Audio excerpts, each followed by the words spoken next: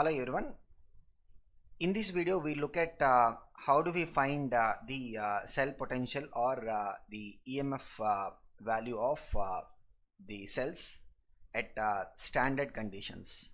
So we'll see what do you mean by these standard conditions, because the word standard conditions is something that we'll use quite often in both thermodynamics chapter as well as the equilibrium chapter. Again, we'll see that same word in the electrochemistry also. So if you look at the cell or electrochemical cell as such, we have discussed about it in the previous video on Daniell cell, how cell will be constructed. It will have two parts, the cathode part and anode part. And how do we schematically represent it? We said always the right hand side we will be showing the cathode and left hand side will be showing the anode. But just like the way we represent a chemical reaction by using an equation, here we also have something called as a cell representation or cell notation. I mean, we are not talking about the overall equation of the cell. This is the overall equation of the cell. Say for example, we have a cell which is constructed by using a copper electrode and silver electrode. Now in case of Daniell cell, I hope you can recall. If not, you can just go and check the previous video. Daniell cell, the copper electrode will act as a cathode and the zinc electrode will be acting as the anode. And we said that it is not like always copper is going to be cathode and always zinc is going to be anode. It depends upon relatively which will be the cathode and which will be the anode. And in this video we will see what is the factor on which it will depend upon. So which will be the cathode part and which will be the anode part will be decided by the electrode potentials. So we'll see how we are going to work it out. But if you look at the electrode setup of copper electrode and silver electrode, then what we would observe is that the silver will be acting as cathode, where there will be a reduction happening. So we can see the equation: two silver ions will get electrons to form two silver metal atoms. The anode part will be copper, where there is going to be oxidation. Copper atoms in the solid state, they will lose electrons to form copper 2+ ions in solution. Now this we can represent overall cell reaction by adding both of them the way we will normally do. So in fact the reason why we have multiplied the we could have written the first equation, the silver reduction equation, as Ag plus electron giving rise to Ag solid also. We could written like this, but we multiplied it by 2 because when we add both of them, the number of electrons on the cathode side or the reduction half reaction should be equal to the number of electrons on the anode side or the oxidation half reaction. That is the method that we have learnt in terms of balancing by using the half reaction method. So in redox reactions +1 chapter. So if you look at by adding both these equations, we will get the overall cell equation. So this is something that we are familiar with. But how do we represent this in terms of cell notation? So cell notation will basically talk about what is the anode, because always the anode will be represented on the LHS, and what is the cathode. So the anode and cathode, we will separate them by double straight lines or double vertical lines. So if you look at the same cell and we want to represent this in terms of cell notation, we are going to be representing it like this. Now observe carefully. The left side part is basically the anode part and the right side part is basically the cathode part. Both are separated by the double vertical lines. And left side we have to show at anode what happens? Oxidation happens. We have to show oxidation. So oxidation will be shown as copper solid, one vertical line, copper 2+ ions, means copper solid is becoming copper 2+. We are showing that there is an oxidation. That is the anode part. Cathode part, we have to show that there is a reduction. So what is undergoing reduction? Ag+ ions are undergoing reduction. So we have to show Ag+ aqueous giving Ag solid. And over here, if we have the copper ions at a particular concentration, maybe we have the concentration of copper ions as 1 molar or 0.2 molar. If we have the concentration we can also mention the concentration values over here. So that will complete the description of the cell in terms of the cell notation. So cell notation is a very simple representation. All we have to do is anode and cathode part. Anode will be the LHS part, cathode will be the RHS part. They both will be separated by a double vertical line. Now in the anode we will show what is the oxidation step. In the cathode we will show what is the reduction step.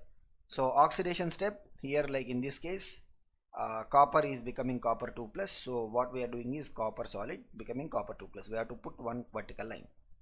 And the cathode part, which will be the RHS part, we have to show reduction. So Ag plus is becoming Ag. So we have to show Ag plus becoming Ag. Here one thing, we don't need to show 2Ag plus becoming 2Ag. Here it is only about the nature of the substances. We are not going to represent in terms of the exact balancing proportion. That is not required over here. So this is what we will be calling as the cell notation.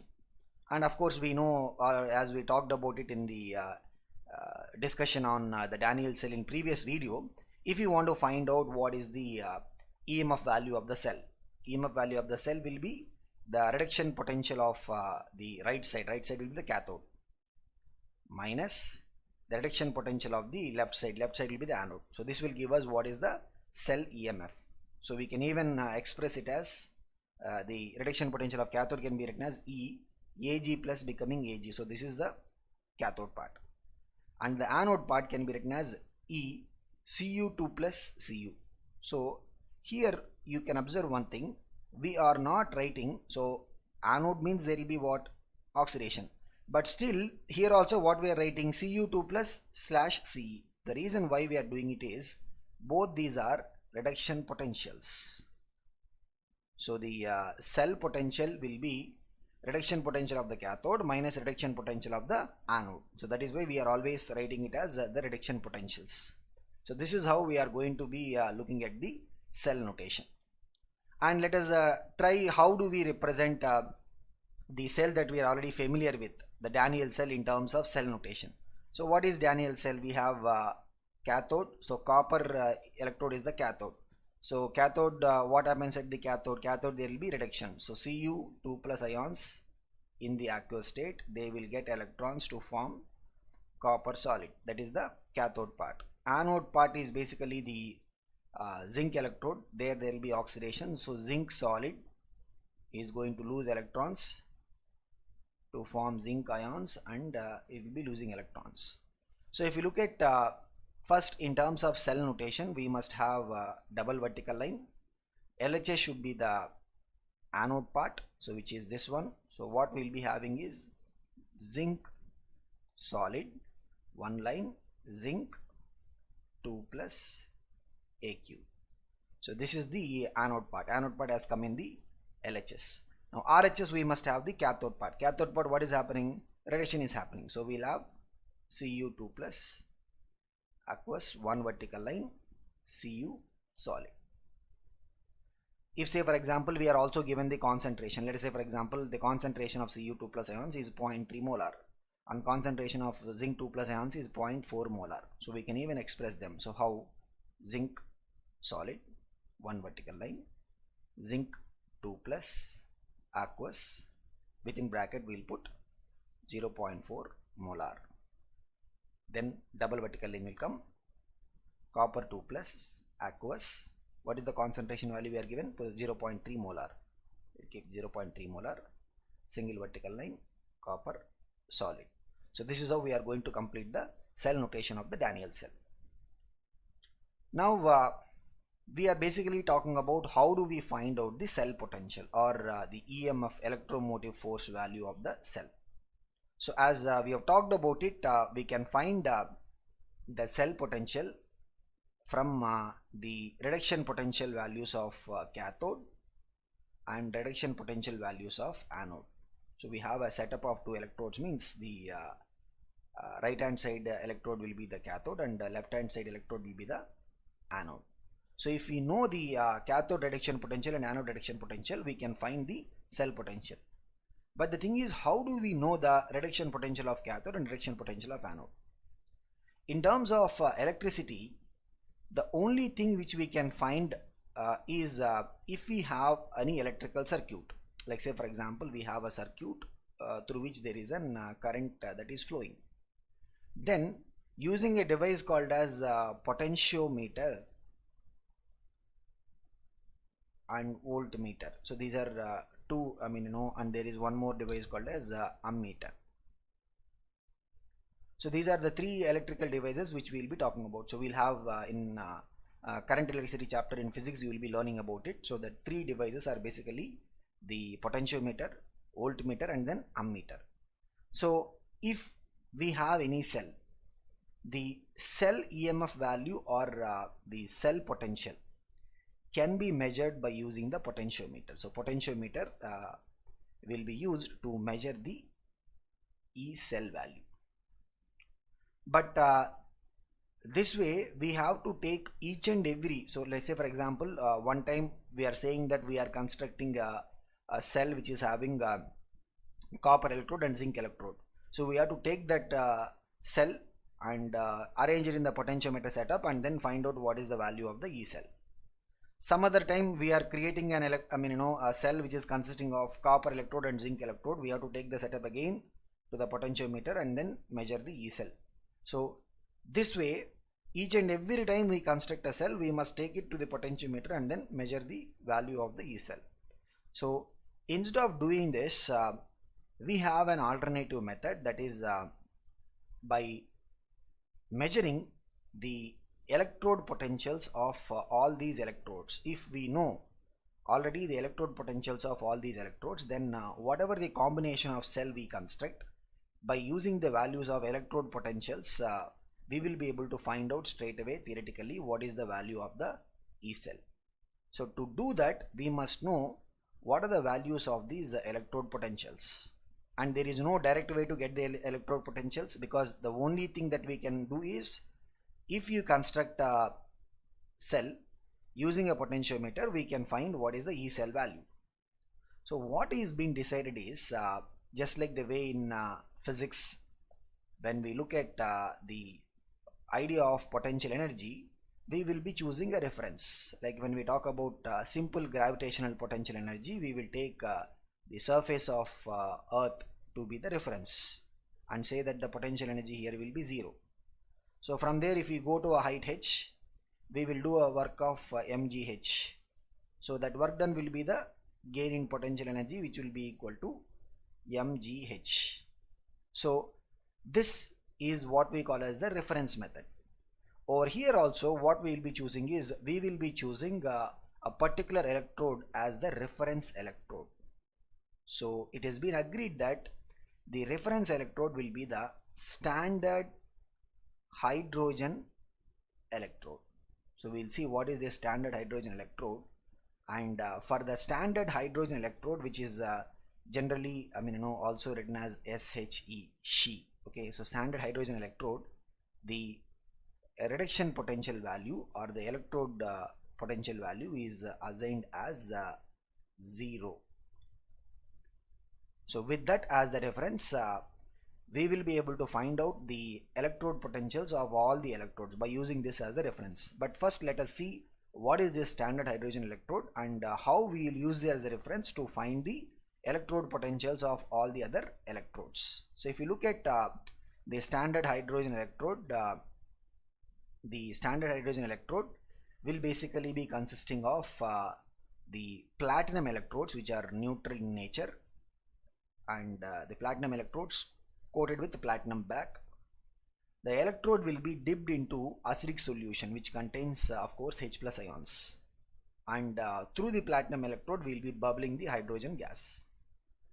And the setup of standard hydrogen electrode will have concentration of both the reduced and oxidized forms of hydrogen maintained at unity. Means the concentration of H+ ions will be 1 molar and the pressure of the H2 gas will be 1 bar. So these are the conditions. The pressure of the H2 gas will be 1 bar and concentration of H+ ions will be 1 molar. And the electrode setup is maintained at a temperature of 298 Kelvin.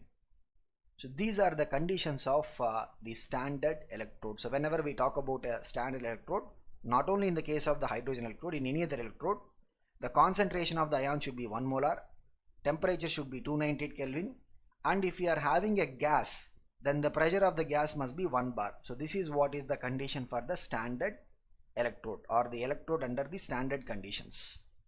And if you look at the standard hydrogen electrode, the reduction reaction will be H plus ions will gain electron to form hydrogen gas. This is the equation that represents the reduction of the standard hydrogen electrode. Now, how we are going to use this standard hydrogen electrode? So if you look at the idea behind using of the standard hydrogen electrode to find the electrode potentials, what we will be doing is we will be constructing a cell at standard conditions. So standard conditions means the temperature will be 298 Kelvin, concentration of ions will be 1 molar, and if there is a gas means the pressure will be 1 bar. So always we will take the standard hydrogen electrode to be the anode part, and the other electrode, whatever is the other electrode, maybe it is a copper electrode or zinc electrode or silver electrode, whatever is the other electrode, that will be the cathode part. So this is how we are going to construct the cell. So the cell which we are going to construct will always have standard hydrogen electrode as the anode, and the other electrode will be cathode. Now we will try to connect both of them with a circuit. For this cell we can find, so these are at standard conditions, so we will say E0 value. So for this we will find the E0 of the cell, and it will be one time activity. So we will find the E0 of the cell. So as per the equation that we know, the E0 value for the cell will be equal to E0 value of the right hand side electrode minus E0 value for the left hand side electrode. So the reduction potential of cathode minus reduction potential of anode. So this value we will get it because we will put this in a potentiometer setup or something, we will get this value. And once we know it, because we are saying that the standard hydrogen electrode, the potential is taken as 0, whatever is this cell potential that we are measuring for this cell that we are constructing here, whatever is the value, that is going to be the reduction potential of the particular electrode we are choosing at standard conditions. So it's a one-time activity where we are going to be keep on constructing cells which will have always the standard hydrogen electrode as anode, other will be the cathode. We will measure the E0 value for the cell. E0 value basically means at standard conditions. Standard conditions are 1 molar concentration, 298 Kelvin. If there is a gas means 1 bar pressure for the gas.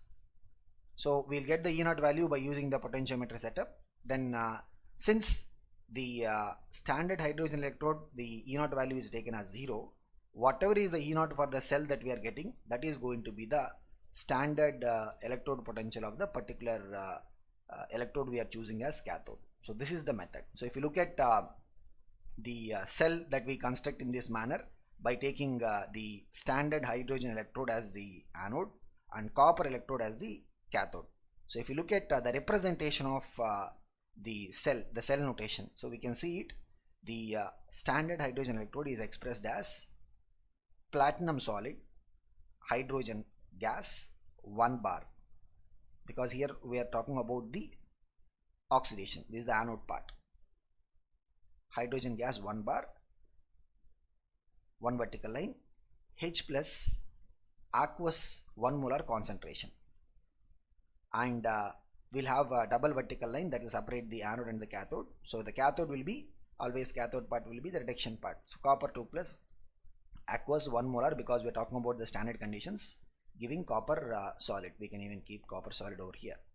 So this will be the cell notation. And for this cell, as we have discussed just now, when we find out the E0 value of the cell, it is coming as 0.34, means the standard electrode potential for the half cell corresponding to the reduction, which is this one, will be 0.34. So for the copper electrode means copper 2 plus ions becoming copper. That copper electrode, the standard electrode potential value at 298 Kelvin and 1 molar concentration of the copper ions is going to be 0.34. Similarly, if you look at the setup where we will have zinc as the cathode, so always our standard hydrogen electrode will be the anode part, and here we are taking the zinc to be the cathode. So for this particular cell, the E naught cell value is coming as minus 0.76, which means the corresponding standard electrode potential of the half cell reaction, the E naught value for the zinc is going to be minus 0.76. So the idea is, it is not like every time the E naught value will be positive, E naught value will be positive sometimes and it will be negative sometimes. When E naught is positive, that means that particular cathode. So in the previous case we were using the copper electrode as the cathode, so that will in fact behave like a cathode. And in this case, if you see, the E naught value is coming as a negative, means we are choosing the zinc electrode as the cathode, but we are getting that the E naught value for that zinc electrode is minus 0.76, which is in fact less than the E naught value for the hydrogen electrode. Standard hydrogen electrode is, we are choosing it as 0. Means in practicality, while we have assigned the zinc electrode to be the cathode, the zinc electrode will not be behaving like a cathode, it will in fact behave like an anode. That is why the E naught value is coming as negative over here. So this is how we will have the standard standard electrode potentials of different electrodes. And in this way, if we calculate the standard electrode potentials, which means at 298 Kelvin, 1 bar pressure and 1 molar concentration of ions, we can tabulate them into the order of either decreasing to increasing, highest to lowest, or lowest to highest. So here we have a tabular representation of the E naught values of the electrodes from highest value to lowest value. Like you can see, fluorine is sitting at the top, 2.87, and we will come all the way up to 0. This is the standard hydrogen electrode.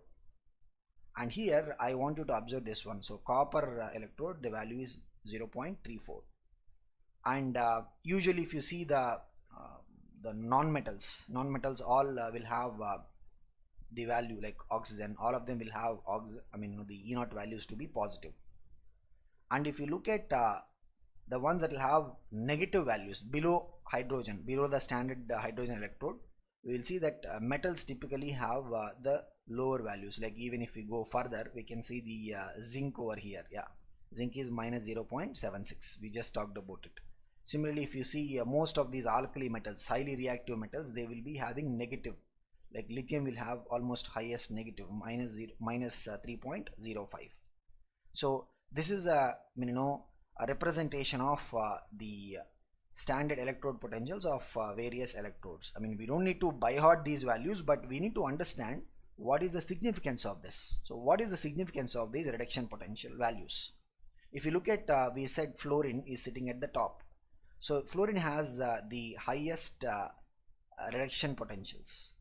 So highest reduction potential would mean that these substances will easily undergo reduction. So these substances will easily undergo reduction, and that would mean that if we have two electrodes, E1 and E2, given to us, say for example E1 has got a higher value for reduction potential, then that means E1 is going to be acting as the cathode and E2 is going to be acting as the anode. So whichever electrode has got a higher reduction potential, that will be the cathode, and whichever has got a lower value of reduction potential is going to be the anode.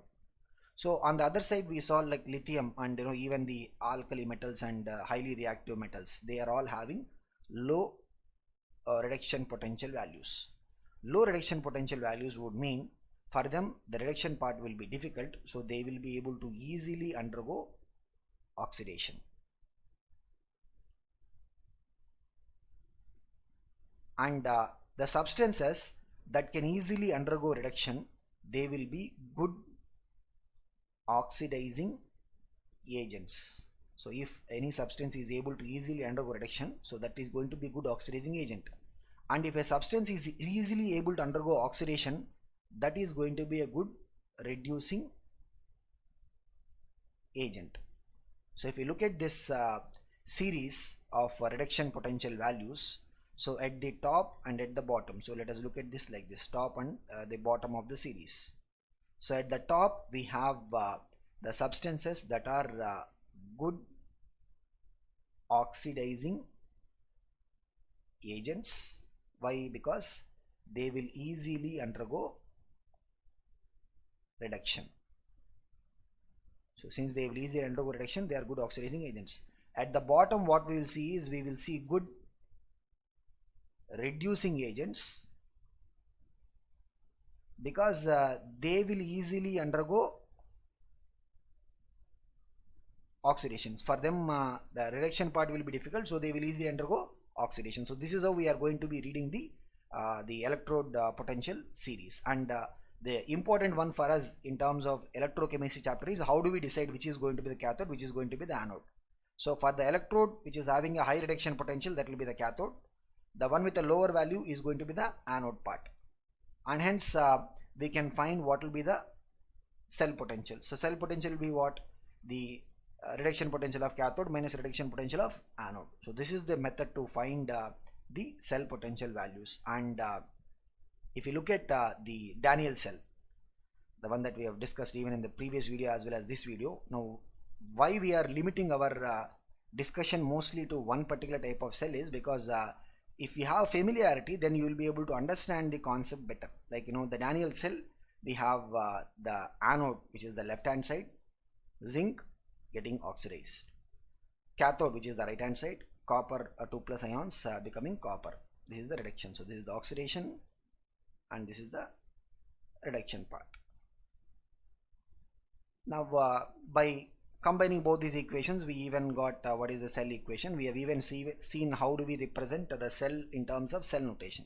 But coming to the main point here, if these electrodes are at standard conditions. Standard conditions means the concentration of both the ions. We can see concentration of ions is 1 molar here, 1 molar here.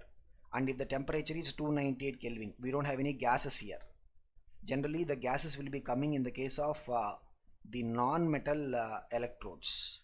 Like we have fluorine electrode, we have bromine electrode, where we will be bubbling the gas. So there we will talk about the pressure of the gases. Generally for the metal electrodes, the pressure part will not be coming into picture, because either the solids or liquid solutions, pressure will not have much impact. So if you have the electrode potentials, as we have seen in the discussion previously, the copper electrode potential is plus 0.34 and zinc electrode potential was minus 0.76. So what we have to do, we have to do the reduction potential of cathode minus reduction potential of anode. So 0.34 minus 0.6. So the minus of minus becomes plus. So totally what we have is 1.1 volt. So for the Daniell cell, under the standard conditions, so we will always show this as E0 cell. Under standard conditions, the E0 value is nothing but 1.1 volt. Now similarly, for any other cell that we construct, using this standard electrode potential values, we can find the E0 value for the cell. So it means we can find the cell potential at the standard conditions.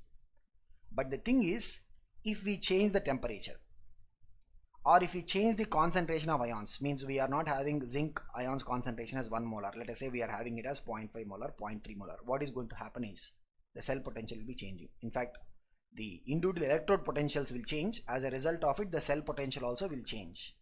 How it is going to change is something that we will learn from the next video, which will be on the Nernst equation. Especially in competitive examinations, if you have questions coming on this part of the chapter, the electrochemical cell part, then usually we will get questions on the Nernst equation. So Nernst equation is nothing but we are going to be learning on how the temperature and concentration of ions is going to affect the electrode potential values, and how it is going to in turn change the cell EMF or the cell potential.